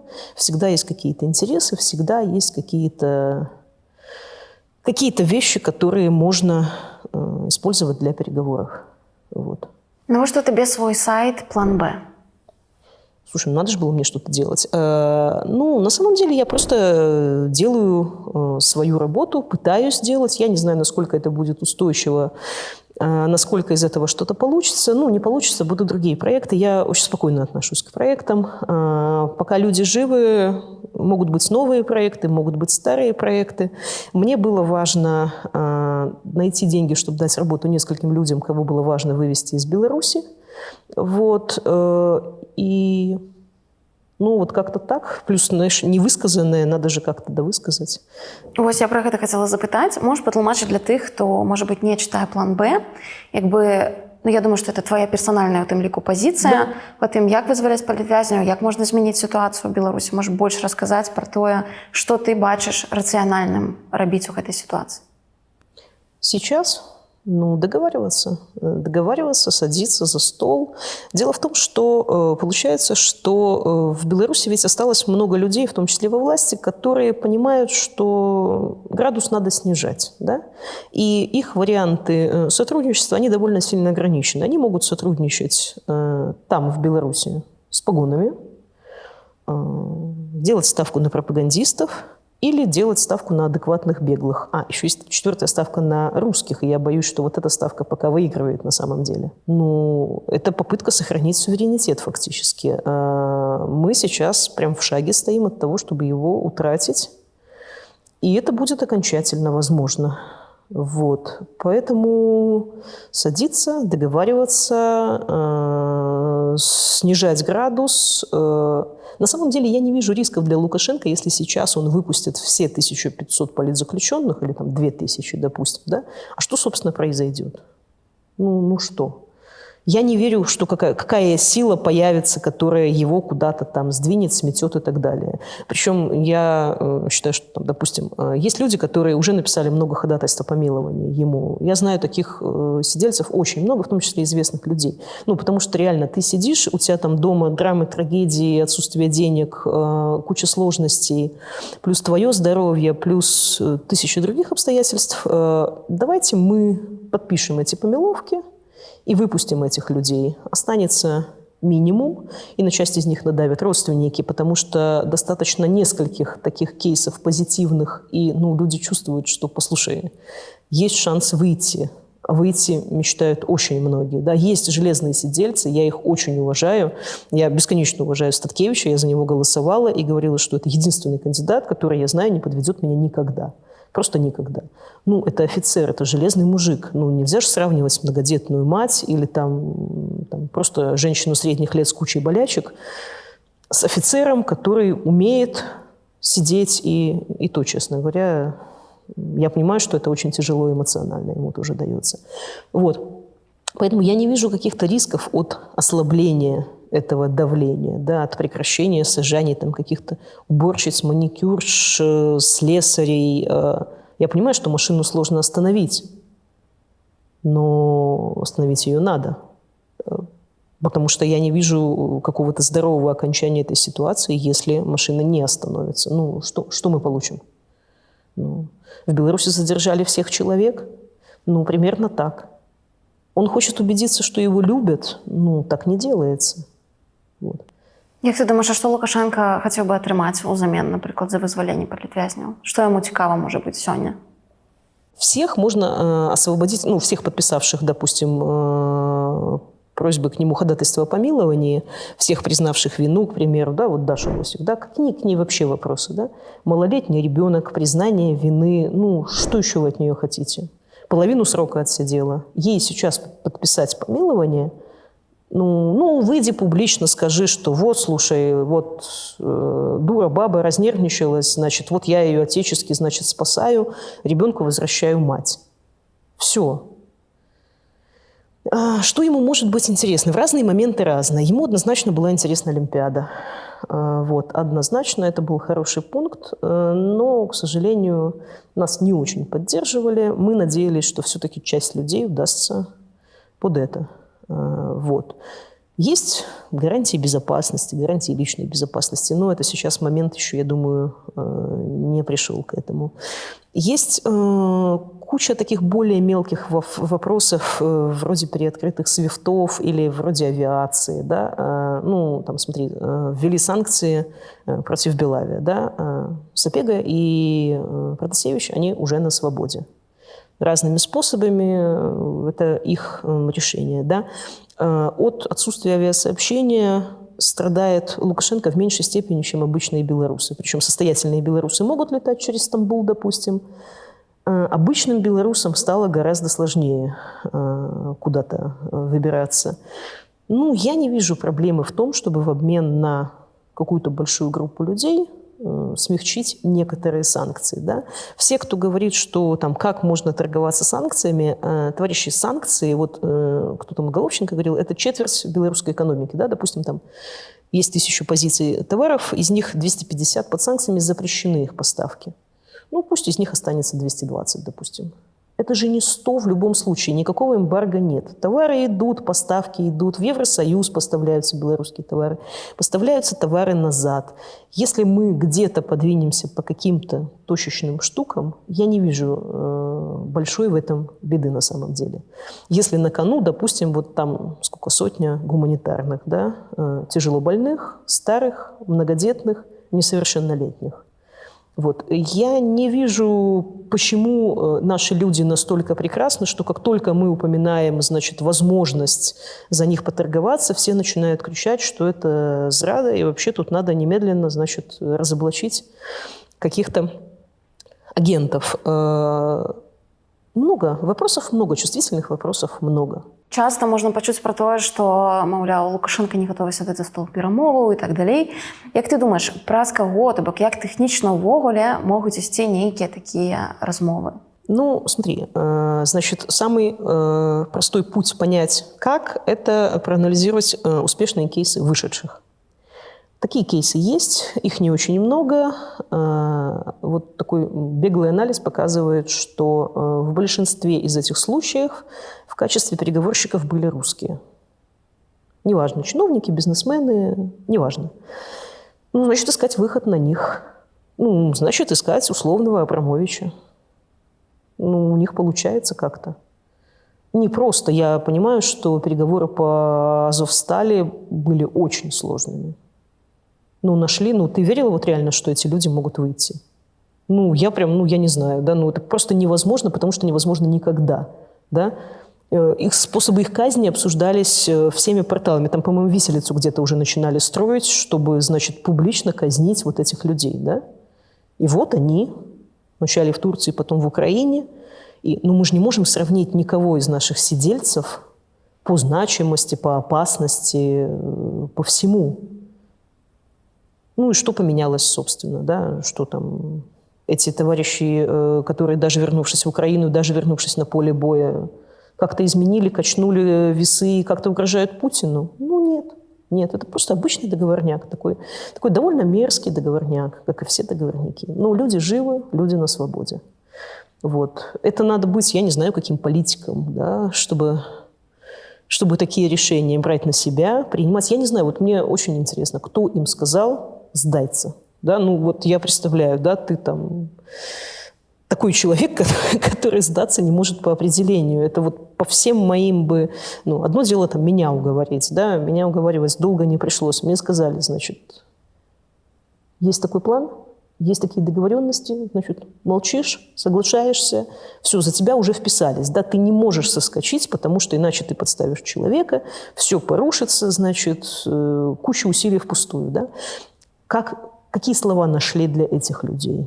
Я не знаю, для меня это прям какая-то загадка загадочная, да. И потом вся нация сказала, да, это наши герои. Ну, на минуточку, они в плен сдались, ну. А мы говорим, что как можно там торговаться за поставку в Беларусь каких-то авиазапчастей, значит, в обмен на каких-то там несколько человек или там 100 человек. Я не знаю, да, вот это торговля людьми на самом деле, да. Мне говорят, там, почему ты говоришь 100 человек? Ну, ребят, я не знаю, сколько человек, я не умею торговать людьми, я первый раз это делаю. Но мне важно, чтобы эти люди вышли, потому что я понимаю, в каких условиях они там сидят. У час твоєї праці на Тутбай ти у тим ліку щільно контактувала з чиновниками. У ким ти розчарувалася за ці годы? Из тех, с кем активно общалась, ну, не знаю, наверное, Турчин только, если женщины его испортили. Нет, на самом деле, «Минская правда» просто это ужас какой-то одиозный, да, который мог остаться обычным региональным изданием, не вляпываясь вот в это все, что в силу своих должностных обязанностей можно было не вляпываться. Но как получилось, так получилось. Як ти думаєш, чому екс-прем'єр Румас не долучився якби ні до опозиції, ні до лукашенковців, принаймні відкрито? Тобто він якби так in the middle, десь там сам себе живе. Ну, сложно сказать, возможно, ему никто ничего не предлагал. Я верю в таких людей, я надеюсь, что они еще сделают свой важный вклад. Они уже сделали важный вклад, но сделают еще. Як ти думаєш, хто мог бы быть преемником Лукашенко? Идеальным? Ну вот в 2019 году я бегала с этой идеей, с меня все эти чиновники шугались, то смеялись, то плакали, да, что лучшим был бы Макей. Вот. Мне казалось, что это очень хороший год, что румысовская экономика в хорошем состоянии, и это прям самый момент срочно менять товарища Лукашенко на преемника, причем если бы он назвал Макея, я думаю, что мы бы все его поддержали. Ну, в смысле, Макея. В этом качестве у меня в шорт-листе был еще и Турчин, и Крутой. Ну, молодежь, я понимала, что это вряд ли, конечно. Сергей Николаевич, это было вообще идеально, но это так уже мечты. Будем реалистами. Вот на 19-й год это Владимир Владимирович. А коли казать про зараз, хто б, наприклад, там 25-й, чи поздней? Бабарика. Его жертва такая, что мне кажется, что если он был бы в ресурсе, я считаю, что этот человек должен, может, достоин. А кому Лукашенко смог бы передать? Никому. Сейчас, я думаю, уже никому. Побоится. Плохие примеры с Казахстаном. Вот. Я думаю, что побоится. Ну, он, конечно, в шутку называет там Турчина, называет того же Крутого. Они хорошие люди, но я не думаю, что он им доверит. А коли поразважаць пра плюсы-мінусы розных кандыдатур? Швед, напрыклад, якби шмат гадоў там каля Лукашэнкі, за спінай Лукашэнкі стаіць. Ну, это другое. Когда ты специалист по геноциду белорусского народа, зачем тебе быть президентом? У тебя своя прекрасная ниша. Я не думаю, что самому шведу это было бы интересно. Я не думаю, что кому-то из погон это реально интересно, нужно и так далее. Там есть те, кто за славу, есть те, кто за деньги. А президент нет, это немножко, мне кажется, другая фигура, и я не думаю, что им всем это... Я не верю в преемника Карпенкова, допустим. А куды целить Карпенкова, як ты думаешь? Ну, министром он наверняка станет. Я думаю, слушай, какая-то фигура типа Шеймана, чтобы хороший доход все-таки поднять. Там многие люди все-таки за деньги. Вот. Як ты думаешь, чему Лукашенко так носится с Качановой? Наталья Ивановна умеет себя продать. Лукашенко нравится себе в ее устах. Она о нем говорит так, как ему нравится. Як ты думаешь, у когось з сённяшніх топ-чыноўнікаў ці ўсё ж таки топ-сілавікоў ёсць прэзідэнцкія амбіцыі дзесьці там унутры думкі на подсведомости? Не знаю, я думаю, что они об этом бы не признались даже при допросе с пристрастием. Там боязно иметь эти амбиции. Все, кого в шутку или всерьез ты называешь кандидатом, они оказываются под пристальным вниманием самого господина Лукашенко и подвергаются, скажем так, некоторым ущемлениям. Я не думаю, что кто-то из них сейчас признался бы даже под давлением. Ты добра ведала Макея, ты ўжо зараз пра яго згадала. Ён сышоў ужо. Якім ён для цябе чалавекам застанецца? Якім ты яго запомніш? Якая яго роля ўжо цяпер, як бы, можна ацаніць, напэўна?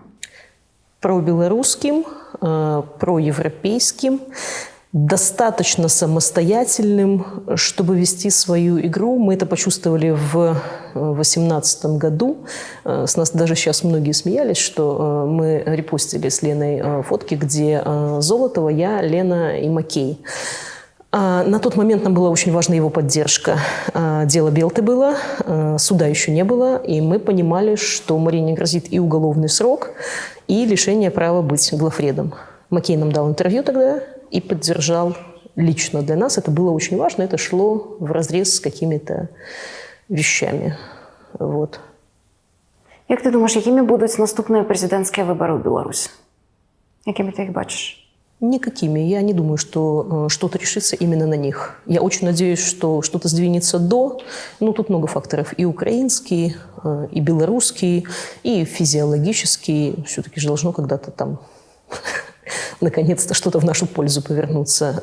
Вот. Поэтому я не думаю, что что-то может серьезно решаться на выборах. Не ведаю, часто можна пачуць пра тое, што, маўляў, там пасля 25-го года можа пачацца ў нейкім сэнсе адліга, ці можа здарыцца нейкі пералом.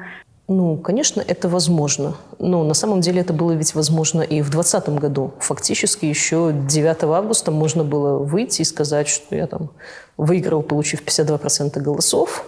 Светлана Георгиевна, спасибо за игру. Могу там предложить вам пост замминистра культуры, вот, или кто вы там, педагог у нас. Вот. Ну, то есть можно было вырулить из ситуации, пытаясь сохранить власть и выглядеть более или менее прилично. И, скорее всего, с большой вероятностью люди бы поверили. Белорусы все-таки мирные люди. В самом деле мирные. Вот. Некоторые спрынялі тыя гранты, які Лукашенко не так давно там прапісаў сабе пасля сыходу з пасады. Плохой сигнал. Ой, плохой сигнал. Як добрый сигнал, что, может быть, он нарешті там збираецца сысці? Для него это плохой сигнал. Вот. Ну, нет никаких гарантий на самом деле. Я не думаю, что он будет готов отказаться от власти. Его шанс был 19-й год фактически. Это был его шанс. Все было хорошо. Была хорошая экономика, нормальная, вот, максимально лучшая из возможных. Надо было решаться тогда. Пересидел. Дальше уже тогда сидеть до конца получается. А тое, што там сярод гэтых гарантый ёсць прапісаныя заробкі выплачваць до конца жыцця яго дзецям пасля ягонай смерці нават. Што гэта ўвогуле такое? Ну, причем роўныя прэзідэнцкім, як бы... Прописать себе можно все, что угодно. Но я думаю, что... Але тут детям, тут не себе, это не понадобится. Детям. Ну, что, ну, вот малые дети его, ну, понимаешь, если им не дадут больше торговать белазами и, значит, советовать что-то там папе по безопасности, ну, как они будут харчеваться? Вот. Папа заботится о детях. Нет вопросов. Прописать себе можно все, что угодно. Это не понадобится. Як ты думаешь, какие перспективы атрымаць уладу у сыноў Лукашэнкі? Не знаю, никакие. По-моему, никакие. Чему ты так думаешь? Не хватит амбиций, таланта, аппаратного веса, ничего. Если начнется... Ну, понятно, что если перемены будут демократические, у них нет шансов. Если не демократические, я думаю, что тоже в этой толкотне локтями они не смогут. Як ты думаешь, ну, Миколая, прынамсі, часто бачыць таким магчымым пераемнікам, што яго Лукашенко доўга рыхтаваў да гэтага? Мне кажется, ему самому это очень льстит, и ему нравится эта версия, хотя он всегда очень любит ее опровергать, и это еще раз подчеркивает, что он об этом думал и представлял себе это. Нет, я не думаю, что... Не думаю, что по возрасту даже. Между ними слишком большой гэп, чтобы папа досидел до того, как младший мог бы претендовать на это. Не думаю, что это серьезный вариант. А у Тихановской какие шансы атрымаць уладу? Не знаю, мне сложно сказать. Я вижу ее как переходного президента, да, возможно. Но нет, на самом деле я не думаю, что она сама захочет этого. Мне кажется, что все-таки напряжение, усталость этих лет, другая ее функция была бы. Она делает очень важное дело, безусловно, в этом нет никаких сомнений. Но президентские амбиции не думаю. Як ты думаешь, калі б можна было штосьці перайграць у 19-20 у тым такім перыядзе турбулентнасці і нявызначанасці, што б можна было і варта было перайграць? Вывести людей вовремя. Самая большая потеря – это люди. Да, вывести, предупредить тех, кто под ударом, у кого были, скажем так, сигналы, что они могут оказаться под ударом. А так, я не знаю. Слушай, я не умею устраивать революции, я не умею выигрывать выборы. Я просто журналист, я пишу о том, что происходит с народом. Да? Мы все были не готовы к тому, к чему оказался готов народ. Поэтому никакие методички Шарпа, ничего тут не работают. Когда народ готов, тогда он готов. Поэтому я не знаю, что изменить. Мы сделали свою работу как могли. Мы могли лучше обеспечить собственную безопасность. Сделать еще что-то, чтобы качнуть куда-то весы. Я не думаю, что у нас был такой ресурс. А так, да, спасти людей своих. Да. Желательно бы и не своих, конечно. Вот. Я бы, может быть, уговаривала Машу не рвать паспорт. Это очень красиво, очень красиво. Но сейчас мы понимаем, что это очень опасно. На тот момент так не казалось. Як ты лічыш, які самы паспяховы прыватны бізнес у Беларусі? Я думаю, что из нормальных, правильных машинского бизнеса, да. Самый европейский, самый хорошо построенный. Наверное, так. Якія самыя ўплывовыя беларускія бізнесоўцы? Сейчас это, конечно, группа близкая к Лукашенко. Алексин, Воробей, вот эта гвардия. Як ты лічыш, ці можна ў Беларусі стаць паспяховым бізнесоўцам, але при гэтым не стаць кошельком Лукашенко? Можно, до 20-го так точно можно было, да и сейчас, наверное, можно, просто сейчас не вырастут выше определенного уровня. Да, на самом деле, слушай, про сейчас вообще нечего говорить, сейчас совершенно другая ситуация, да. Если бы не война в Украине, вообще многое было бы наверняка по-другому, да. Вот. Те же бизнесмены, и Лукашенко они поддерживали, деньги на его проекты они давали. Потому что на тот момент это было не зашкварно. Потому что никто не знал, что он поддержит вторжение в Украину. Потому что никто не мог представить себе вторжение в Украину. Вот. На самом деле в Беларуси ведь целое поколение бизнесменов, которое выросло вообще без всякого участия Лукашенко. Я про скрытых чемпионов, про тот же Полимастер, про фарму нашу белорусскую. Лукашенко там не участвовал. Вот. Он не дал приватизировать ничего. Это все построенное с нуля. Вот. Поэтому тут заслуга Лукашенко совершенно минимальная, как и айтишники наши. Але тут хочу не про заслугу, а про абавязак платіць, калі ты дасягаеш нейкага узроўню і нейкіх абаротаў, што ты абавязан, не знаю, на Дынамо грошы даваць, яшчэ што-небудзь. Это же не совсем кошелек Лукашенко. Все-таки кошельками Лукашенко я считаю тех, кто зарабатывает деньги на схематозе, близком к нему и обеспеченном лично им. Да? Схемы Трайпла с нефтянкой, вот это кошелек. А извините, если он там отчисляет на детскую школу или еще что-то, так все отчисляют на детские школы. Я не вижу в этом какого-то... Не Лукашенко он кошелек, да, а просто социальная нагрузка так перераспределяется. Может быть, это не та терминология, але я просто про тое, што ўвогуле ці магчыма ў Беларусі просто самому сабе будаваць вялікі бізнес і пры гэтым не мець пытанняў збоку, аддай сюды грошы, аддай сюды, і прычым это не калі ты можаш выбіраць. Гэта умовы, якія табе выставляюць. Сёння ты спансуеш гэта, заўтра гэта, а паслязаўтра гэта. Это не твоё рашэнне будзе. До какого-то уровня определенно. Дальше, слушай, дальше какая-то нагрузка была. Опять, я не думаю, что там тот же Полимастер сильно мучили какими-то... То есть явно была какая-то нагрузка на них, но такая не выходящая за рамки обычной практики, да. То есть их не грабили, им там не говорили, я не знаю, президентскому спортклубу оплатить что-то, да. Они брали на себя определенную социалку фактически. Да, это кривая схема, но это не кошелек Лукашенко.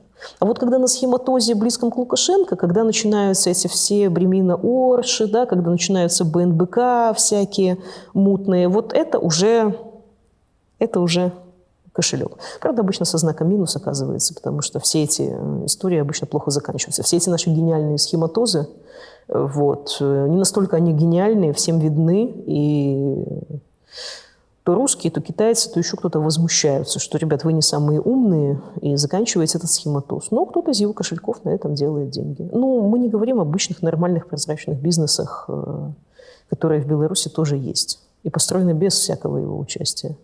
Кто самозаможный человек в Беларуси? Шейман. Нет, на самом деле, ну, я думаю, что это сложно оценить сейчас. Я думаю, что самые реально состоятельные белорусы сейчас не в Беларуси. Вот. Чему в Беларуси нема олигархов? Ну, потому что стиль управления господина Лукашенко, он подразумевает такое прям единоличие. Ревнивый он очень. Сложно на него влиять. Вот. Поэтому бизнес весь оказывается такой немножко... И он очень любит играть без правил, это проблема. Олигархи все-таки, они такие все довольно по правилам играющие люди. Что ты думаешь про Шакутина? Александр Васильевич пытался построить хороший бизнес, сложный, в сложной сфере. Я не думаю, что он кошелек Лукашенко на самом деле. Я помню, как он отчаянно пытался достать брата из тюрьмы, не смог. Ну, какой-то олигарх, кошелек, если ты родного брата по 431 статье, дача взятки, небольшая сумма, не смог достать из СИЗО до суда, да. Вот. Мне жаль, что он попал под санкции, потому что хорошее производство было, хорошее производство по гидравлике, много хорошего в Дзержинске они сделали в плане для холдинга, для комплектующих под технику свою и не только свою. Вот. Мне жаль, что с ним так получилось. На него наехали, на самом деле, с двух сторон. Вот. И получилось там, насколько я знаю, были к его сыну вопросы вот, у властей, поэтому он оказался в сложной ситуации. Вот. Лично к нему я отношусь совершенно нормально. Не считаю кошельком Лукашенко. А про Алексина что думаешь?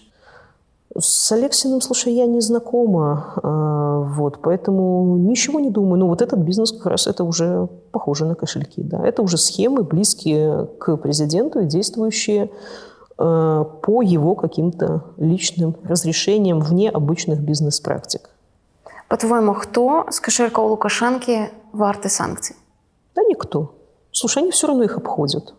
Они все равно их обходят. Я считаю, что если бы кто-то из них сказал, что я договорюсь с ним за сидельцев, за это можно было бы им многое скостить и простить.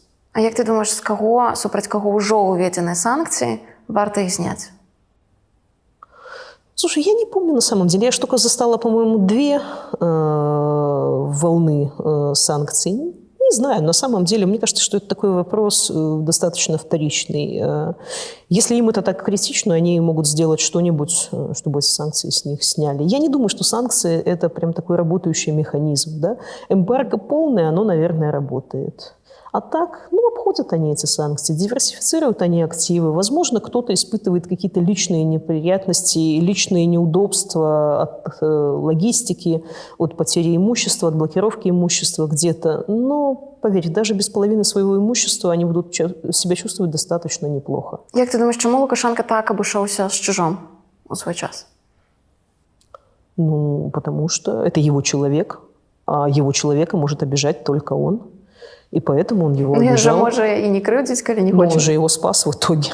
Ну, на самом деле, 209-я, часть 4. Да? Ну, то есть никаких вариантов соскочить там, по 88-й статье, это освобождение от уголовной ответственности в связи с деятельным раскаянием. Никаких инструментов нет. То есть должен идти человек в тюрьму. С такой статьей люди идут в тюрьму, вариантов там нет. Але по факту ён же просто знищеная. Вся да. его империя знищенная. Все знищено. Да, да. Ну, так она как построена, как получена, так оно и ушло. Вот. Хотя там же была нормальный бизнес, и он сейчас работающий, насколько я понимаю. Там тоже Tribal Farm – это обычный нормальный бизнес был, да. Ну, а то, что на схематозе построено, ну, да. Опять, это личные отношения. Лукашенко злопамятен, он любит вот эти вот какие-то личные такие выпады. С ним сложно строить бизнес, строить долгосрочные отношения, строить любые договорники, потому что он склонен нарушать договоренности. Вот. Ну, как-то так. Ты могла уявить, что дойдет до того, что Чиж пойдет судиться со своими детьми? Ну, это бывает на нервной почве. На самом деле психика людей, отсидевших там год плюс, она меняется и довольно сильно. Я не могла представить многие вещи в отношении там, сидельцев, своих сокамерников и так далее. Но проходил год-два, и у людей меняется психика. Люди очень сильно пострадали. Все-таки лишение свободы – это прям очень серьезно. Для психики в том числе. Як ти думаєш, чому у свій час Бабарика поставив все на кон и пошел на выборы? Потому что он классный. Потому что ему нужна Беларусь, потому что он верит в это. Мы с ним делали интервью, где-то это был, наверное, начало весны. Он еще не заявил о своем желании, значит, становиться кандидатом в президенты. И он меня так подкалывал очень забавно, что у тебя просто слишком хороший круг общения, да? Ты слишком хорошо думаешь о белорусах. На самом деле все не так. И я видела, что он ждет, что я опровергну это, что белорусы котики, да, ему это было важно. Он решал для себя, да, нужен ли я, нужна ли там, не то что жертва на самом деле, но нужно ли мне все поменять в своей жизни, чтобы попытаться поменять в жизни их. Вот прям вот он как-то так, вот такой диалог был очень... То есть я понимала, что в нем есть какой-то еще подтекст, да, я прям чувствовала это. Вот, что ему хочется узнать, какие белорусы, да, и услышать, что они того стоят. Ну, они того стоят. Як ты думаешь, чому дагэтуль большасць жыхароў Беларусі, асабліва ў невялікіх гарадах, не атрымліваюць по 500? Ну, потому что экономическая система в стране такая. Не получается у нее стабильно генерировать прибыль. Вот. Потому что, когда прибыль достается частнику, а убытки постоянно национализируются, мы имеем то, что мы имеем. Потому что частный бизнес вывез бы, когда он стал больше половины ВВП уже обеспечивать, и было понятно, что практически весь рост обеспечивает именно частный бизнес. Надо было на него делать ставку, а не постоянно национализировать убытки от госов и не вкидывать туда дурные деньги. Да? Государство не может решать, во что инвестировать. Это неэффективно, потому что это ведет именно к национализации убытков. А частный бизнес – это его личные риски, это гораздо менее накладно в масштабах экономики всей страны. Як зрабіць, каб жыхар паставіў, пачаў атрымліваць $500?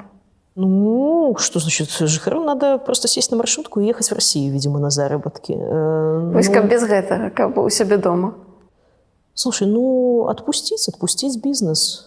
Все строится. И бизнес-империи, и молочники наши, тот же Машинский, и деревообработчики, литовцы, которые там пришли и по 500 дали, и больше дали, и несколько заводов построили. Ну, куча проектов было. И австрийцы, и, да все, тут кого-то только не было. Ну. Як ты думаешь, Беларусь можа калісьці дагнаць заходнія дзяржавы па сваім дабрабыце? Ну, мы не доживем до этого, судя по всему, просто потому что темпа не хватит на самом деле, да? Ну, хотя вот эти перспективы, что Польша обгонит Великобританию к 30-му году, знаешь, меня это впечатлило, да, по уровню жизни. И для меня пример Польши очень показательный, потому что я аж помню Польшу 90-х, да? Мы стартовали ровно из одной точки. Может, у них даже хуже было. Ну, одинаково, допустим. У нас была... Да, у них была помощь Евросоюза, о чем всегда пишут наши пропагандисты, но у нас была энергетическая поддержка России и кредитная, просто фантастическая. Так бездарно ее использовать, это надо было просто уметь. Да? Не знаю, там долго не продавать Белтрансгаз, продать его за 5 миллиардов и 5 миллиардов съесть, просто не заметив, это надо просто умудриться. Вот. Да, ставка на частный бизнес, конечно. Ты доўгі час працавала з Сергеем Чалым, вы вялі разам легендарную эканоміку на пальцах на Тудубае шмат гадоў. Вы і зараз з ім разам ведзеце эканамічную праграму, толькі цяпер ужо з БРЦ. У чым, па-твойму, феномен Чалага? Вось гэта яго папулярнасць, яго рэальна любяць людзі? Ну, я думаю, что вот это какое-то визионерство, да, это умение не видеть новости, а видеть будущее, умение связывать какие-то вещи, находить какие-то взаимосвязи, общая эрудиция, безусловно. Вот. Это прям кац здорового человека. Ты могла уявіць то, што яго выпускі будуць сотні тысяч людзей глядзець, калі ён стаў уже сам сабе рэжысёр? Слушай, видишь, я как раз тот момент пропустила, потому что я тогда как раз сидела. Вот. Но, знаешь, когда была вот эта совершенно ужасная история с увольнением Сергея Студбая, где я просто была в шоке, я не знала, что так можно с человеком прям... Ну, то есть уволить человека можно, но при этом сказав ему в спину какие-то гадости, это для меня такое прям было странное. Но это получилось... Это как бы... Я понимала, почему так случилось. Юрий Анатольевич был тяжело болен уже. Это был уже не совсем он все-таки. Мы все понимали, Сергею объяснили, что на самом деле все не так, но просто в публичном пространстве это было некрасиво на самом деле. Когда мы сделали новую передачу и в текстовом формате ее перевели, и это был где-то когда? Август? Нет, не август, наверное, июнь 2020 года, я же видела, сколько там просмотров, там по 700 тысяч читали текст, снятый с этой передачи. Хотя можно было на самом деле делать хорошее видео, но для этого надо, чтобы кто-то был все-таки занимался монтажом. Сергей не умеет говорить кратко. Сергей умеет вещать. Вот. И у него куча фанатов. Куча фанатов. Если из этого делать хороший продукт, это получается очень симпатично, и многим это нравится. Вот. Я понимаю и скептиков, и критиков, вот, но, ребят, у этого формата есть очень много любителей, фанатов и последователей. Вот, и я понимаю, почему. Ці падтрымліваеш ты ў нейкім выглядзе стасункі з прапагандыстамі беларускімі, может быть, некалькімі? Нет. У меня, слушай, никогда не было с ними отношений. Я была очень удивлена, что все из тех, с кем я общалась с ГОСами, они все в августе уволились и выехали. Вот. Есть люди, которым тяжело здесь, безусловно. Но, знаешь, здесь у меня 1000 проблем, все они имеют решение. Там у меня была одна проблема, решения она не имела. Поэтому я надеюсь, что у нас у всех все будет хорошо. Это очень важно, чтобы мы выжили все, чтобы люди тут не впадали в какой-то там массовые депрессии и все такое. Вот. Поэтому взаимная поддержка здесь, она феноменальная, я это очень чувствую. Вот. Мои сокамерницы здесь замечательные. Да? Ты заметила, что раньше были коллеги и друзья, а сейчас подельники и сокамерники сплошные. Вот. Я себя чувствую уголовником со стажем. Вот. Я очень рада на самом деле, что они здесь. Мы тоже это обсуждали еще сидя. Ехать, не ехать, уезжать, не уезжать. Пришлось уезжать всем, даже тем, кто отсидел и говорил, что, слушай, я уже отсидела, я могу остаться в своей стране. Нет, ты не можешь остаться в своей стране, это больше не твоя страна пока. Надо ехать, потому что давление после отсидки очень большое. Наколькі мне вядома, ты ведала Александра Бенько. Да. Гэта адзін з стваральнікаў аднаго з самых брудных прапагандысцкіх каналаў «Жоўтыя злівы». Што гэта за человек увогуле? Слушай, мы с ним просто учились вместе на одном курсе. Мы никогда не дружили, не приятельствовали. Мы вместе ездили раз в году по линии Евразийского банка развития, обычно куда-то в Россию, в Казахстан. То есть мы общались исключительно в таком формате совместных поездок. Обычный парень такой, весельчак, за выпить по 200 грамм, даже если это 6 утра в аэропорту, ничего такого особенного, никаких особых идейных штук, там, истовой любви к Лукашенко, ничего такого. Як ён до гэтага дайшоў, як ты думаешь? Слушай, я думаю, что вначале постепенно, а потом сразу, да. А потом ты находишь себя вот в эпицентре вот этого всего, да. Потому что он же возглавлял просто экономический отдел в «Беларуси сегодня», там писал какие-то тексты правильные, экономические. То есть ничего не предвещало на самом деле. Возможности, ресурсы тебе дают, на тебя делают ставку. И ты уже в компании там с муковозчиком, со всеми этими товарищами, значит... Я не знаю. Я спрашивала у общих знакомых, но они тоже с ним не общаются. Поэтому семье пришлось закрыть бизнес в Минске, допустим. Я не знаю, из-за того, что он засветился в таких делах, или просто потому, что не пошел в бизнес. Ну, не знаю. Чому прапаганда дійшла до того, ось, якої ми зараз її бачимо? Чому вона стала такою агресивною, такою напористою, такою нейкой безчеловечною, ввогуле антигуманною, дзе няма ніяких межаў? На каго разлік? Тому що мені здається, що это ввогуле не для белорусов, что они не могут такое воспринимать. Мне тоже так кажется. Ну, я говорю, что я не могу такую риторику воспринимать, даже если она в мою пользу, даже если этот человек бы защищал меня. Я просто такое не читаю. Вот. Для одного читателя это любит один читатель. Да? Ему кажется смешным кувалды, приковеркивание слов, использование тросянки. Ну, вот ему это кажется смешным, забавным. Ну, на самом деле, мне кажется, что они уже дошли до той точки, когда вообще довольно сложно понять, что хотел сказать автор. Да? Это просто какой-то фонтан. Меня пытались, значит, в СИЗО спрашивать на эту тему. Значит, получалось, что у нас была очень большая подписка на издания разные у Аланы Гебремариам и у меня. И потом постепенно изданий становилось все меньше, и в итоге «Белорусские новости» остались только в «Белорусском рынке» и в «Советской Беларуси», которую нам обязательно приносили. Нам ее никто не выписывал. Вот. И мне пытались там спросить: слушай, а про что он вот здесь? А я не знаю, про что он вот здесь. Вот, а на карикатурах это кто? Я говорю: слушай, я узнаю, говорю, у них Колесникову по губной помаде и Меркель по вот этой стрижке каре. А кто там все остальные люди? Я не знаю. Ну, честно, да, я там даже пыталась что-то почитать, понять, но если ты не читаешь ничего другого, то это просто какие-то между строк, и объяснить людям, вот, что он именно в этом куске имеет в виду. Я общее настроение, безусловно, считываю, какие-то общие нарративы, но объяснить вот, значит, своей сокамернице, которая там честно сидит по 205-й, шестая ходка в 22 года, да, это кража. Вот, ну, она заехала еще раз, я еще только вышла, она уже второй раз заехала. Вот объяснить ей какой-то конкретный абзац, вот что он здесь имеет в виду, не знаю. Он ссылается на каких-то людей, которых я не читала, на каких-то оппозиционеров, которых он какими-то называет там описательно-оскорбительными словами. Я не знаю, да? Ну, извините, я не умею расшифровывать такие ребусы. Вот. Ты часто закликаешь до примирения, до некого там діалогу, пошуку рішення. Ты можешь уявить ситуацию, когда ты потиснешь руку Азаронку, Гладкой, Лебедевой? Нет, конечно. Я боюсь, что в этом плане на меня не могут больше не рассчитывать, просто потому что меня лично зацепило. Но ведь многих людей зацепило гораздо меньше на самом деле. Да? У нас осталась куча там, друзей, знакомых в Беларуси, у тебя наверняка тоже. Да? Они живут свою относительно нормальную жизнь. Да?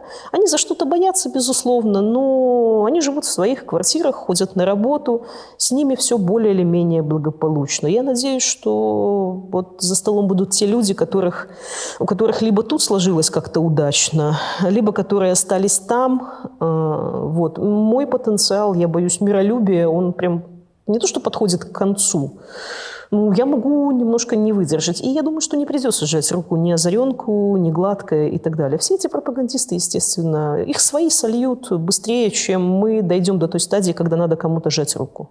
А там без кучи осталось обычных людей, обычных журналистов, которым, ну, может, и пожмем.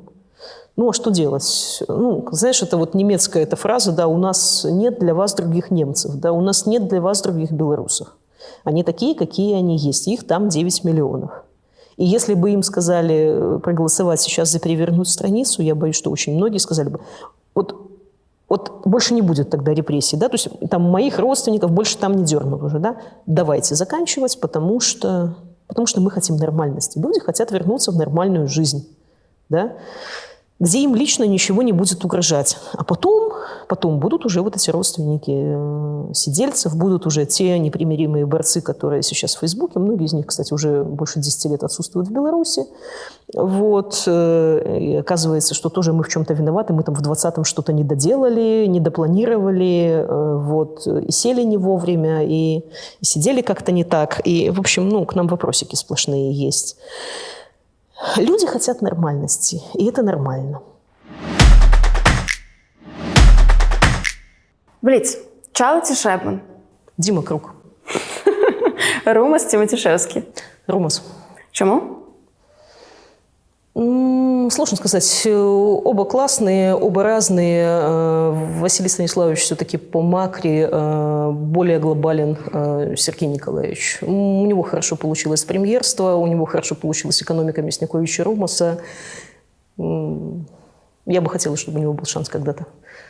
Атлант расправил плечи, те колосы под серпом твоим. Колосы. Чему? Нравятся с детства, внешкольные программы. Вот. В тюрьме мне их принесли в том самом издании, которое я читала первый раз. Такая на русском языке книжка 79-го года издания. Калаур ці Набиуллина? Калаур. Потлумач. Павел Владимирович очень много сделал с 2014 года, когда реальная экономика вот-вот должна была остановиться, когда все было максимально плохо, когда все могло рухнуть. Он своими шагами довольно нетривиальными, короткими, надо сказать, потому что, знаешь, у нас любят в ручном управлении закрутить и потом долго не откручивать. Он смог построить более или менее адекватную систему, которой действительно начали доверять белорусы. Ермакова ці Прокопович? Слушай, я к ним ровно отношусь. В строительстве, безусловно, Прокопович. Давай тогда Прокопович, на самом деле. Команда его все-таки, он смог ее собрать, смог ее создать. Як ти думаєш, чому у Калаура атрымалася запаволіць інфляцію, а у Ермакова і Прокоповича ні? Потому что есть учебники, есть правила, есть законы экономики. Павел Владимирович им следовал, а те изобретали белорусскую модель, пытаясь доказать ее эффективность. Ну, это не получается. Есть законы физики, есть законы притяжения, поэтому... Який повинен бути середній заробок у Білорусі? Не знаю, 1500 в евро, мне кажется, было бы достаточно чистыми. А луч ці мас? Это в смысле брендов национальных. Слушай, я выберу МАЗ, хотя, наверное, было бы патриотичнее сказать луч. Я просто с Автаза сама, поэтому МАЗ – это мое детство. Самый эффективный державный завод? Долгие годы самым эффективным был МЗКТ по отчетности. Он всегда входил где-то в десятку. Вот, без оборонзаказа, без всех российских нынешних импортозамещений. Так что, ну вот, он был один из, да. Яким белорусским брендом ты ганаришься? Я? Вот тем, что сейчас на мне. Вот мне подарили, это белорусский художник. Птицы должны быть свободными. Ці завжди у тебя есть план Б? Да, всегда. Это моя фишка прямо с детства, да. Меня всегда этим дразнили, но есть. Як тебя изменила турма? Не знаю. Мне сложно сказать. Ну, на самом деле, слушай, я все-таки сидела не так много. Все-таки 10 месяцев – это не лет. Да, я верила, что меня спасут. Это тоже меня, в общем-то, сильно поддерживало, да, потому что очень пытались во мне это поддерживать, что все будет хорошо, что мы сможем, что все получится. У меня эта вера была, да, что все получится. Тот, кто сидит в безнадеге, вот им сильно сложнее на самом деле. Когда нет опоры вообще никакой, да, мы обсуждали это с сокамерницами, да, это вот то упражнение, когда тимбилдинг проводится, да, когда ты должен падать, тебя должны поймать, да. Там, меня поймали, когда я там чуть покачнулась, меня поймали, а людей не поймали, я, говорит, чувствую, что я уже 3/4 пролетела, и что-то вообще не слышно, не видно и не чувствуется, да, что кто-то попытается там меня ловить. Вот им было сложнее, да, утрата доверия базового какого-то такого, да, это серьезная психологическая проблема. У меня этого не было, поэтому мне тут немножко было легче все-таки. Як змінилися твої коштовності? Свобода – это главная ценность, безусловно. Безусловно. Рисковать своей личной свободой мне прям очень не хочется. Ни в каком контексте я прям чувствую, что нет. Раньше, знаешь, как мы говорили там в 20-м, что, ну, если что, сижу 15 суток. Ну, вот даже 15 суток я прям не хотела бы сидеть. Мне не понравилось. Вот. У ким ти розчарувалася за цей час? Ну, я бы не сказала так поименно. Просто с кем-то разошлись. Ну, просто как-то совсем, да. Там какое-то время там кому-то было не до меня, потом я, возможно, не выходила на контакт. Я не могу сказать, что это кто-то поименно, да, просто с кем-то реально разошлись пути. Прям совсем, да. Рабочие, человеческие. Не потому, что кто-то плохой, не потому, что кто-то что-то сделал или не сделал. Ну, просто так вышло. Да? Я думаю, что это, возможно, с кем-то и возобновятся на самом деле отношения. Это тоже тут все не навсегда на самом деле. Пока мы живы, пока мы можем там, договариваться, решать какие-то вопросы, прорабатывать какие-то травмы, все возможно. И я очень не хочу там каких-то таких радикальных там, шагов, жестов. Там, я никогда с этим человеком. Ну, поди знай. Да? Кому вдячна? Есть такие люди. Есть такие люди, да. Сумасшедшие люди абсолютно просто. Абсолютно crazy просто. Если вы мне сказали, что они так поступят, я всегда знала, что они, конечно, такие с пулей в голове. Но что до такой степени я не думала. Ну, на самом деле, в том числе и из крупного бизнеса, ну, я не думала, что так будет, что такая поддержка будет. Про что шкадуешь? Что доверенности не написала до посадки. Все-таки я родственникам реально сильно попортила все. На самом деле, ну, я жалею, что мы были недостаточно бдительны, недостаточно осторожны, что мы не верили, что так случится. Вот. Все-таки вот этот апокалиптичный сценарий всегда должен кто-то быть, кто будет это двигать. Все, пипец, нас всех убьют, давайте немедленно спасаться. Да? Вот как-то у нас с этим не получилось. Все какие-то такие немножко рисковые, немножко такие вот. Не было такого душнила, знаешь, которого будет там по безопасности, по всем вещам прям сильно напрягаться. Ну, наверное, сложно было к этому подготовиться. Ну, как невозможно было подготовиться к 16 августа, да. Ну, я просто помню свой шок. Мне в силу офигенной везучести выпало писать репортаж с государственного митинга. Вот. Я была прямо очень разочарована, что мне досталось такой ужас-ужас. Я поговорила с Караевым, слила это, значит, всю в редакцию звук. И я понимаю, что в городе что-то происходит. А я вообще не понимаю, что. Потому что я же занята своей повесточкой. Да? У меня там Кривошеева подходила, значит, к каким-то сумасшедшим людям с красно-зелеными флагами. Мне говорят, почему ты так долго не скидываешь видос? Я говорю, слушай, я ищу хоть одного человека, вменяемого и с целыми зубами. Они привезли каких-то, извините, фриков, да, и они все лезут в камеру, но при этом я не могу, я не могу дискредитировать власть до такой степени, да, что даже их сторонники какие-то немножко безумные лезут в кадр. Я нашла там более или менее каких-то таких менее упоротых. Вот. Но я понимала, что в городе что-то происходит. И я когда это увидела, ради этого дня, наверное, нам стоило всем что-то делать, что-то писать, что-то объяснять. Это было очень впечатляюще. Якой ты бачишь Беларусь в 2030-м? Не знаю.